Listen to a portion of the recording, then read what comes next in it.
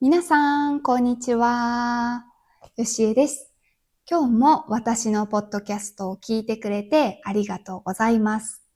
はい、今日もゆっくりとした日本語で話をします。皆さん、寒くなってきましたが、風邪などひいていないですか？元気ですか？もう11月の中旬で、あと1ヶ月半で2025年が終わりますね。2026年が近づいています。この年にやり残したことはありますか？あと1ヶ月ちょっとでやりたいことはありますか？私は一つあります。やり残していることがあります。今、私のチャンネル登録者数が29,500人なんですね。あと500人の登録者数で3万人に届きます。3万人に到達します。はい、すごいことですよね。なんか本当に想像ができていなかったです。こんなにたくさんの人が私のチャンネルを見てくれるなんて最初の頃には想像していなかったです。もちろん登録者数が多いことがとっても大切かと言われたらそこまで大切ではないんです。いろんな人の役に立ちたいという思いが一番強いです。でも、やっぱり登録者数が多いとモチベーションになりますよね。すごく励みになります。だから2025年のうちに3万人に到達することが一つ大きな目標です。もしまだ私のチャンネルを登録していない人は、ぜひ2025年の間に登録してもらえるととっても嬉しいです。はい。いつも私に優しいコメントをくれたり、DM をくれたり、本当に皆さんありがとうございます。今年も1年続けられているのは、応援してくれている皆さんのおかげだと思っています。はい、ありがとうございます。はい、それでは今日のポッドキャスト、テーマがあります。睡眠について話をします。寝ることですね。皆さんはよく寝れていますか？眠れていますか？世界中たくさんの人が眠りについて悩みを持っていると思うんですよね。そう。なので、今日もこの睡眠について話をしたら、いろんな人が普段の生活で日本語を使えるかなと思ってこのテーマを選びました。はい。で、今ね、私の前にはパソコンがあります。そしてパソコンで、あるグラフを表示しています。そのグラフには29カ国の睡眠の時間を表しています。はい。皆さんの国、そして日本はどれくらいの睡眠時間があると思いますか？はい、実は日本は最下位です。はい、一番低い。7時間22分しか眠っていないそうです。7時間22分は皆さんにとって長いですか？短いですか？実は私が考えることとしては7時間って結構長いんじゃないかなって思うんですよね。毎日7時間22分寝られたら、それは私にとって十分ですね。すごく十分な数字だと思います。で、最下位から2番目の国は韓国です。はい、韓国。韓国は7時間51分だそうです。ほとんど8時間ぐらいですね。長いなと思いますが、この2カ国が一番低い数字です。そして、例えばドイツが8時間18分です。で、他にも、例えばアメリカなんかはもうほとんど9時間に近いです。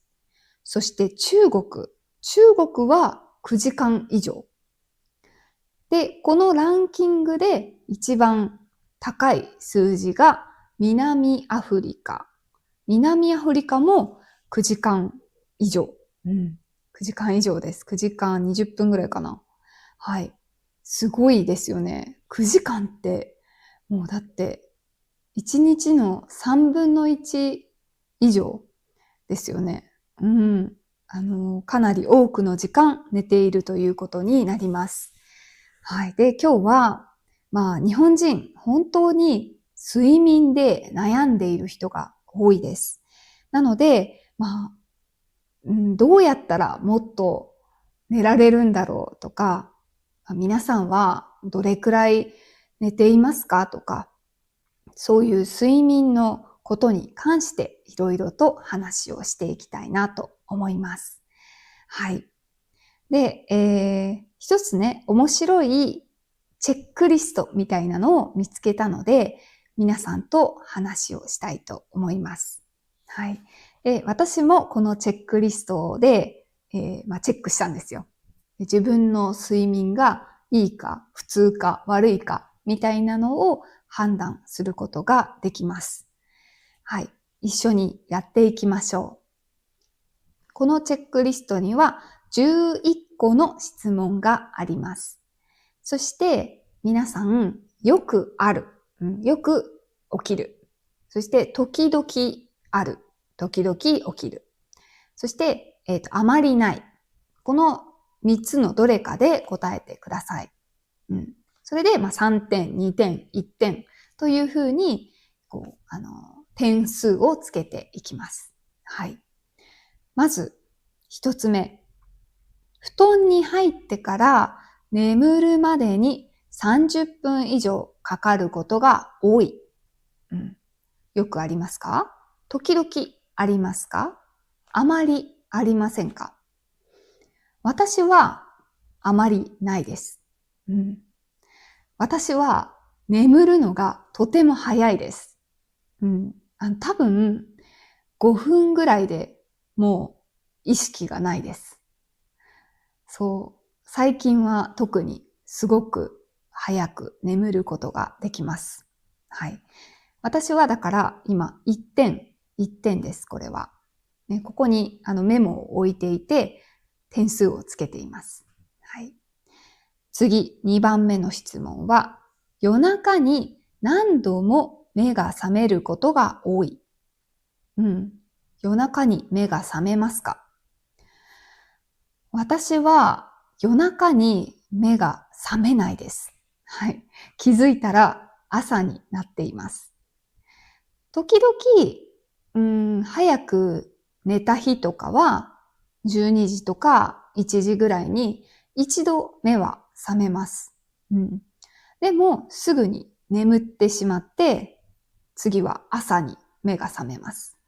だから、これもあまりないだと思います。1点ですね。これも1点。夜中に何度も目が覚めるって結構辛いですよね。また目が覚めてしまった。もう一回寝なきゃっていう気持ちになると思います。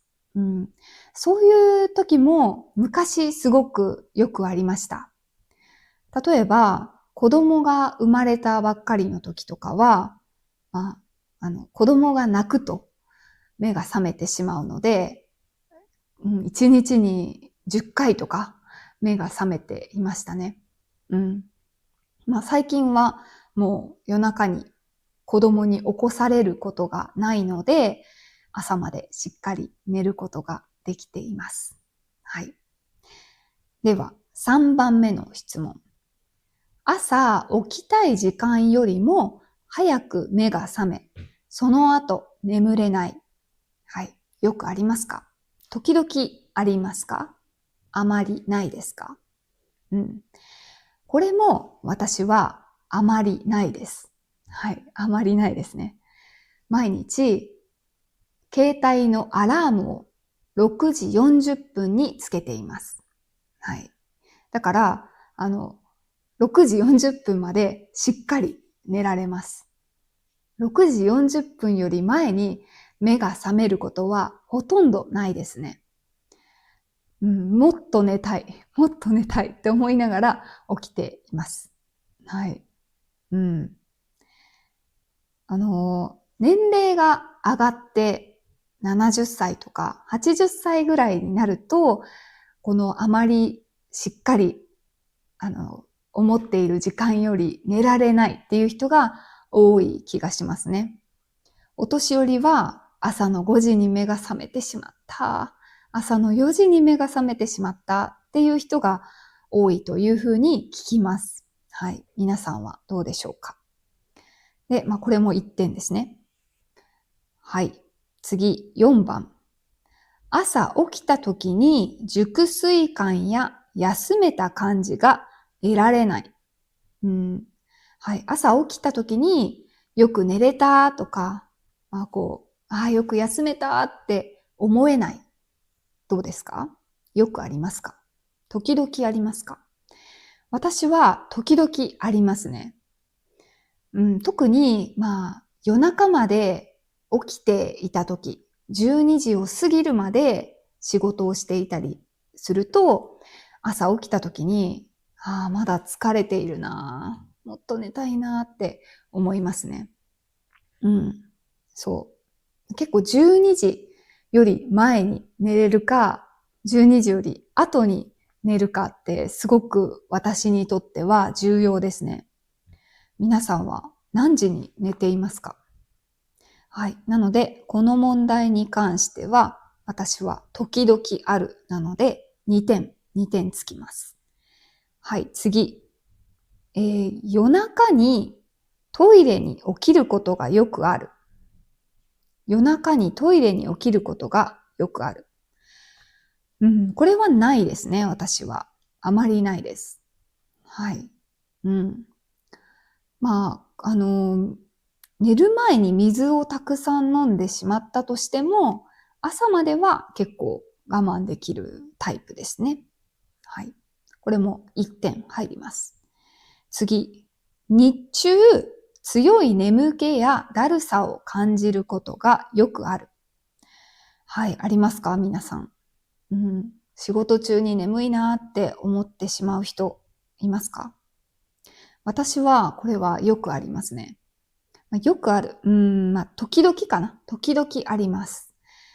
パソコンの仕事が多いので、パソコンをしていたら眠たくなってきて、お昼寝をするということがよくあります。結構あります。はい。会社で働いていると、なかなか仮眠を取ったりすることって難しいですよね。周りに人もいるし、机で仮眠をしていたら目立ってしまいますよね。会社によっては最近仮眠室を用意したり、休憩室みたいなものを用意する場所も増えてきているみたいですね。私がもう十何年も前に会社員だった時は、昼休み仮眠をしている人が何人かいましたね。そう、私もよくデスクに伏せて、伏せるって言うんですけど、デスクに伏せて寝ていましたね。15分とかぐらい寝るだけでもかなりスッキリします。実際これは睡眠を研究している人からしてもいい方法だそうです。そう、15分や30分ぐらいの仮眠は、1日を有効に使うためにとてもいい方法だそうです。はい。では次。日中の活動中に集中力や注意力が続かないことがある。そうですね。これも時々ありますね。私の今の YouTube の仕事は結構自分のモチベーションと、あと、睡眠とか集中力とか、そういうことがすごく関係してきます。なぜならもう一人で仕事をしているので、もう自分の体調とかモチベーションをコントロールしないといけないんですね。でも本当に集中力が続かないことも結構よくあって、そういう時はよく寝ています。はい。もう寝るのが大好きなので、もうダメだなと思ったらすぐに寝ます。はい。はい。なのでこれも時々あるということですね。はい。次。寝る前にスマートフォンやパソコンを長時間使う。これは、かなり多くの人がやっていることじゃないかなと思います。私もね、ダメだなって分かっているんですけど、結構スマートフォンを寝る前に使ってしまいますね。やっぱりブルーライトが出るので、そのブルーライトを浴びると睡眠に悪影響があるみたいですね。そう、寝る前に、この今座っている机でパソコンの作業をすることも結構よくあるし、布団に入ってからも、スマートフォンをポチポチ、ニュースを見たり、SNS を見たりしてしまうんですよね。そう、あんまり良くないですよね。最近は、ブルーライトカットの、メガネとか、ブルーライトカットの、スマホの保護フィルムとかもあったりしますよね。使った方がいいのかなと思いながら使っていません。はい。なんか前にスマートフォンの設定アプリみたいなのをダウンロードして、9時からはスマートフォンが使えない、ブロックされるみたいなことを試していた時もあったんですよね。それは最初の方は結構、いい感じ使えてた。効果あるなって思っていたんですよ。でも、だんだんなんか、やっぱもう寝る前ぐらいしかスマートフォンをゆっくり見る時間ないわと思って、もうそのアプリを、使うのをやめてしまいました。そしたら、やっぱりダメですね。もう11時とか12時ぐらいまでスマートフォンを使ってしまったりします。そう、私ね、すぐに寝ることができるので、なんか、あんまりすごく困ってはいないんですけど、やっぱりスマートフォンがなければ8時間とか寝られると思うんですよ。そう。でもスマートフォンがあって使う時間が1時間とか2時間あるから6時間とか6時間半ぐらいしか寝られないんだと思います。そう、良くないですよね。はい。これは、よくあるに分類されるので3点入ります。次、寝る前にカフェインやアルコールを摂取することが多い。カフェインやアルコールを皆さんは飲みますか？コーヒーとかが好きな人は夜飲んだりもするんでしょうか？私は、カフェインはもう午前中にしか取らないんですね。で、夜お酒も飲まないので、これは当てはまらないですね。お酒が好きな人は、やっぱり寝る前までお酒を飲んだり、何かチップスを食べてお酒を飲んでみたいなのが好きな人も多いですよね。はい。それもやっぱり睡眠が浅くなってしまう原因になるみたいですね。はい。私はこれはあまりないに分類されるので1点ですね。はい。次。寝室の環境が快適でない。寝室の環境っていうのは温度とか湿度、明るさ、音、はい、ですね。それらの要素が、寝るためにちょうどいいかということですね。私の家は結構、真っ暗にできるようなカーテンを使っていて、全く明るくない状態ですね。やっぱり暗さって睡眠にはとても大切らしくて、日本でよく豆電球っていう、ちっちゃい電球がついているライトがよくあるんですよ。で、それで、それをつけて寝る人ってたまにいるんですけど、やっぱり真っ暗にする方が睡眠にはいいみたいですね。そう。で、あとは、道路の近くに住んでいる人とかは、よく音がうるさくて寝られないとかがありますよね。あとは、日本でよくある音が響くアパートとかあるんですよ。そうで、隣の部屋の人の音がすごく聞こえるとか、階段を上がる人の音がすごく聞こえるとか、そういう環境の人もいますよね。幸いなことに、今私が住んでいる場所は道路からも離れているし、家の周りに音がしない場所なんですね。なので、こういう環境としてはすごくいいかなと思いますね。はい。では次。寝具が体に合っていないと感じる。マットレスとか枕ですね。これは、今は合ってるかな。体に合っていると思います。本当に、もう100%ちょうどいい、寝具、ベッドとか枕とかって、なかなか出会うの難しいですよね。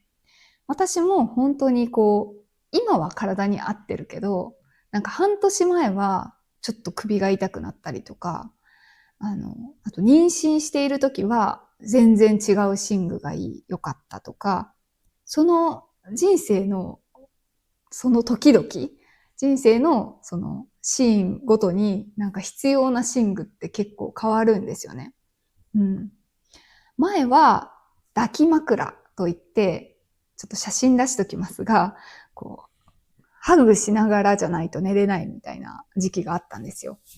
そうで、それででっかい枕を使っていたんですけど、そう、今はね、もう普通にまっすぐ上を向いて寝るのが好きなので、そうやって寝ていますね。皆さんはどうやって寝ていますか？日本でよく枕屋さんがありますね。最近よく見ます。それぞれ皆さん、この首の形とか、肩の形とか違うので、自分に合った枕を作ることができるお店も増えていますね。枕の硬さとか、沈み具合、しっかり首を乗せた時に支えてくれるかどうかとか、いろいろ考えないといけないポイントがあるみたいですね。私は今のところ枕は、近くの、ホームセンターで買った適当な枕を使っているんですが、ちょっと気になりますね。そういう高級な枕ってどれくらい寝ることができるんだろうっていうので気になっていますね。あとよくスポーツ選手がベッドや枕のコマーシャルに出ていますね。スポーツ選手はやっぱり睡眠がすごく大事じゃないですか。大谷翔平選手、野球の大谷選手が最近9時間寝るだったかな。8時間か9時間か寝るよみたいなのがニュースになっていたんですよね。そう。あとはテニスの選手とかゴルフの選手とか本当によく枕やベッドのコマーシャルに出ています。すごくそういう選手が使っているって聞くと、なんか、ああ、いいのかな、この枕。いいのかな、このベッドって思いますよね。はい。うん。で、まあじゃあこの質問に関しては私は1点。1点ですね。はい。次が最後の質問です。ストレスや悩み事を抱えていることが多い。うん。はい。これは私はあまりない。うん。ほとんどないですね。本当に睡眠って、かなりストレスの影響を受けますよね。うん。あの、なんかベッドの形がとか、枕の形がっていうよりも、ストレスがあるかないかの方が大きい気がしますね。うん。私も前に会社員として働いていた時は、結構ストレスが多くて、寝られない時もありました。うん。単純にその人間関係とかだけではなくて、例えば、次の日の仕事のことが気になったり、メールが来ていないか心配になったり、あと1週間後にはこれをしないといけないとか、仕事って終わりがないって思っていたんですよね。そう、もうずっと考え続けないといけないっていうのが、私にとってはすごくストレスでしたね。あと、他にも、旅館で働いていたことがあるんですけど、その旅館のなんか働き方がちょっと合っていなかったんですよね。旅館って、みんな夜ご飯を食べて、次の日朝ご飯を食べてからチェックアウトしますよね。で、フロントで働いていたので、朝、お客さんが朝食を食べるときに、今日はどうされますか？この後、タクシーを手配しましょうか？とか、チェックアウトの時間はどうしますか？とか、そういうことを話さないといけなかったんですよね。なので、それを夜のうちに他のスタッフが、明日は何時に朝食を食べますかって聞くんですよ。それでお客さんが7時半に食べますっていうか、9時半に食べますっていうか、なんかその時間によって私の出勤時間が変わるんですよね。うん。で、7時半ですって言われると、朝7時に旅館に行かないといけないんですよ。で、9時ですとか9時半ですって言われたら、もっと遅い時間に行くことができます。で毎日それを、夜の11時ぐらいに電話がかかってきて、よしえさん、明日の出勤時間は7時ですとか、他の日は明日は9時でいいですとか、そういうのがね、かかってくるんですよ。だから毎日11時ぐらいになるまでドキドキするんですよ。明日は何時まで寝られるんだろう。明日朝早起きしないといけないかな。9時でよかったらいいのになとか、そういうのが、すごく不安でしたね。毎日ドキドキしながら電話を待っていました。はい。ね、そういう仕事じゃなくなったので、今はかなりストレスが少ないですね。YouTube のことも自分でやっているし、日本語のレッスンも基本的にそんなにそのストレスがかかるようなものではないんですよね。ただ楽しいみたいなことが多くなっているので、今はストレスが原因で寝られないということはないです。はい。でも本当に世の中今はストレスを抱えている人がとっても多いので、この最後の質問はよくあるとか時々あるっていう人がすごく多いかなと思いますね。はい。それでは今全部の質問が終わって、これからこの点数を合計します。はい。合計して、皆さんの睡眠の質を測ることができるそうです。はい。で、私は全部を合計したら18点でした。はい、18点。で、合計点が11点から18点の人は、比較的睡眠の質はいいと言えます。現在のいい習慣を維持しましょう。だそうです。なので、この18点までの人はいい感じですよっていうことですね。はい。次は、19点から25点の人は、睡眠の質に少し課題があるかもしれません。生活習慣や環境を見直すことで改善が見込めます。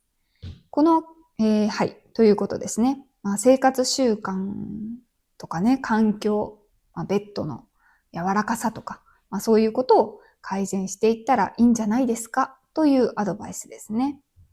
はい、次。26点から33点です。の人。はい、睡眠の質がかなり低下している可能性があります。複数の要因が絡んでいるかもしれませんので、まずはできることから一つずつ改善をしてください。セルフケアで改善が見られない場合は、専門家への相談もしてください。ということです。はい。皆さんは何点でしたか？こういうそのセルフチェックリストみたいなのがたくさんインターネット上にありました。はい。今日はね、ちょっと日本語が簡単なチェックリストを選んでみました。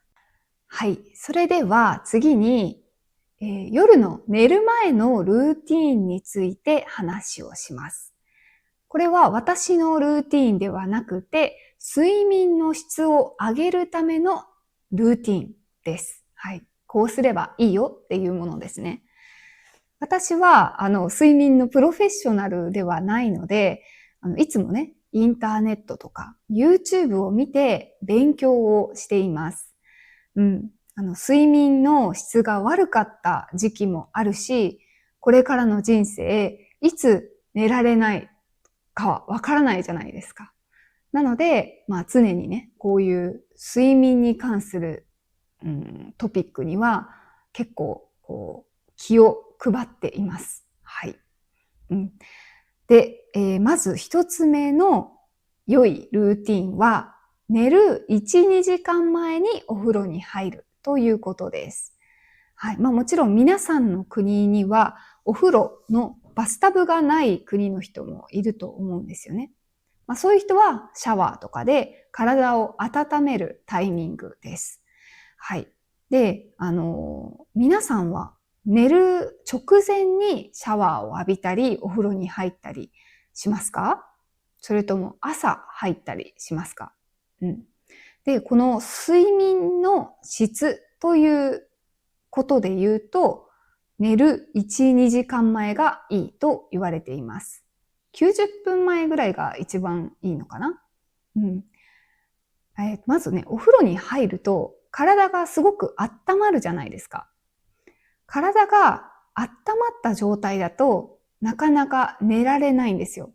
そう、体がポカポカあったかい状態よりも、体の温度が下がるタイミングで眠気が来ると言われています。なので、その温まって温度が下がるのがちょうど90分ぐらいということですね。はい。なので、あんまり早すぎても良くないし、寝る直前すぎても良くないというのが、よく日本で言われていることですね。はい。で、次、カフェインを取るなら6時間以上前、寝る6時間以上前がいいらしいです。はい。コーヒーとかお茶以外にも、いろいろカフェインが含まれている食べ物ってありますよね。そういうのもできるだけ、早めにとって、夜は、あんまり、刺激が少ないような飲み物を飲むのがいいですね。ノンカフェインのハーブティーとか、牛乳を飲んだり、あったかいお水を飲んだり、そういうのの方がいいと思いますね。はい。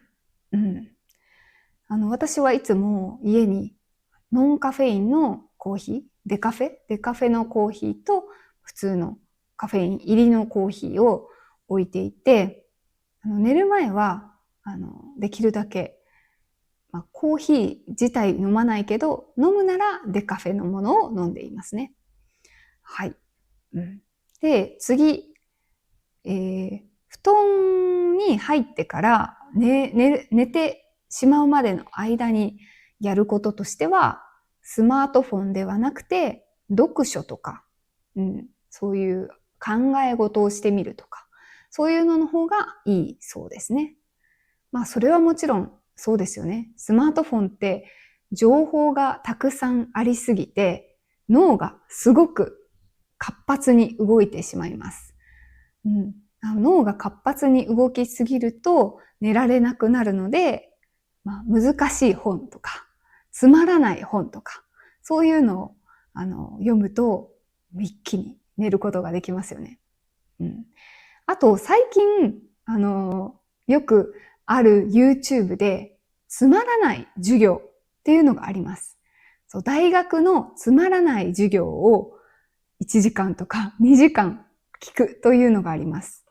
それも実際目で見るのではなくて、イヤホンだけでその授業の声を聞くというものですね。そう、私もこれやったんですけど、すごく効果がありますね。もう全然理解ができなくて、なんか必死で考えて、理解しようって思うんですけど、そうしているうちに気づいたら寝てしまいます。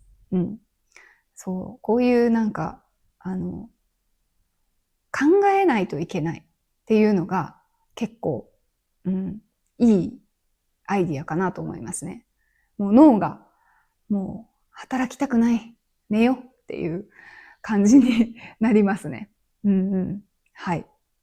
で、次もすごく効果があると思います。寝る数時間前から部屋を暗くするです。人間って、昔は、太陽が出たら起きて、で、もう日が沈んだら寝るっていう生活をしていたじゃないですか。本当に昔、私たちのご先祖様は、そういう生活をしていましたよね。電気がなかったので。はい。で、今はでも、もう本当にコンビニとかもすっごく明るいし、夜街中を歩いていたら、夜かどうかわからないぐらい明るいじゃないですか。そうすると、どうしても、もう自分たちの体が、その時間を、コントロールできなくなってしまうようです。そう。なので、家に帰ったら、寝るまでの間、例えば、夕方の7時から9時とか、10時ぐらいまでの間、もう電気をできるだけ暗くして、暗くして、刺激が少ないようにするということが大事みたいです。なかなかこれは慣れるまで時間がかかります。私は結構明るい中で生活するのが好きなんですね。今も、今昼なんですけど、結構いろんなところでライトをつけています。そう、こういうのが好きで、夜に薄暗くして生活するっていうのがなかなかできなかったんですね。でももう最近は、そのライトの量をできるだけ減らして、あんまり興奮しないように生活をしています。そう、それも結構、自分の睡眠が深くなっている理由かなと思いますね。はい。皆さんは何かよく寝るためにしているルーティーンはありますか？寝る前にしている体操とか、ストレッチとか、寝る前に絶対聴く音楽とか、そういうものがありますか？そう、音楽ね。音楽を聴くのはすごくいいですよね。なんか私ね、本当に自分の耳の形が少し変わっていて、イヤホンができないんですよね。なんかイヤホンをしたまま寝ることができないんですよ。痛くなってしまうみたいな。こうすると痛くなってしまうので、あんまり音楽を聴きながら寝るっていうことができないんですよ。寝る前のストレッチとかは本当にいいですよね。例えば、ちょっとした運動を寝る2時間前ぐらいにして、それでまた、ちょっと疲れると寝やすくなる。とかもありますよね。あと、その体がすごく硬い人とかは、壁を使ったストレッチとかもありますよね。そういうのを私もしていた時がありますね。ちょっと激しい運動は苦手だけど、前に前屈って言うんですけど、体を柔らかくしたり、筋を伸ばしたりして筋肉を柔らかくする運動をしていた時期もあります。これも続かないんですよね。続けたいけど、なかなか続かなくて結構困っています。思い出した時に2週間に1回ぐらいストレッチをしています。はい。続く人が本当に羨ましいなと思いますね。はい。それでは、次は、ルーティンと別に、すぐに寝たい人に向けたテクニックを少し紹介したいと思います。はい。いくつか紹介するんですけど、科学的な根拠がないものもあります。はい。でもなぜか昔から日本で言われている方法ですね。はい。まず一つ、羊を数えるというものがあります。羊。はい。例えば、目をつぶった時に、羊が1匹、羊が2匹って、頭の中で羊が、たくさんいるのをイメージするんですよ。で、それを1匹ずつ数えていくというものです。で、これは、単純な作業を繰り返していると、だんだん眠くなるというものですね。皆さんの国にも同じようなものがありますか？私は、これは確か、英語の sleep が sheep に聞こえて、羊を数えるようになったみたいな話を聞いたことがあります。そう、本当のところはわからないですが、はい。結構これは子供とかがよく寝られないって言った時に親が教えるものですね。簡単にできる眠るための方法です。実際でも私はこれを何回もやったことがありますが、もう途中で疲れてくるんですよね。もうなんでこんなことしてるんだろうみたいな気になってやめてしまいます。もっといい方法があるんじゃないかなって思ってしまいます。で、最近聞いて試したものがもう一つあって、目をつぶって目玉を左右に動かすというものです。これは何だったかなツイッター X でバズってて、知った方法です。だから多分科学的な根拠はないみたいです。あんまりいいって言わない人もいると思うので、あんまり、真面目に捉えないでほしいんですけど、寝ている時に眼球って動くじゃないですか。目玉ってもともと寝ている時に動くので、そういうのをイメージしながら目を左右に動かし続けると気づいたら寝ているというものです。そんなに激しく動かし続けないんですけど、ちょっと左右に動かしていると、なぜかだんだん眠くなってきます。これは私は今すごく効果を感じているものです。はい。で、さっきも言ったんですけど、科学的な根拠はないです。はい。で、あと、次は多くの人がいいよって言っている方法で、呼吸法です。呼吸法。なんだったかな ?4、7、8法だったかな ?4、息をまず吐いて、そして、ゆっくり息を吸います。で、7秒間息を止めます。息を止めて。で、吐きます。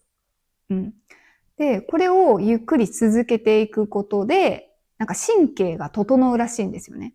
自律神経って言ったりしますが、その自律神経が睡眠にこう適した、ようにこう整っていくんですね。で、眠たくなるというものです。これもすごく効果があると思いますね。こうね、普通だったら普通に息を止めずに吸って、ふーって吐き続けるじゃないですか。人間は。でも、止めるんですよ。7秒間ぐらい止めて吐く。なんかこうすることで不思議とすごくリラックスします。そして眠たくなってきます。はい。なので、こういうテクニックを皆さんちょっとやってみてほしいなと思います。そしてもし皆さんが使っているテクニックがあれば教えてほしいなと思いますね。そうで、ちょっと自分の睡眠について話すのを忘れていたんですが、なんか私は今このね、スマートウォッチをつけているんですよ。で、このスマートウォッチで自分の睡眠時間みたいなのを測ることができるんですよね。で、自分の睡眠について見るのって結構楽しくて、全然寝れなかったって思っている日でも7時間とかは寝れているんですよね。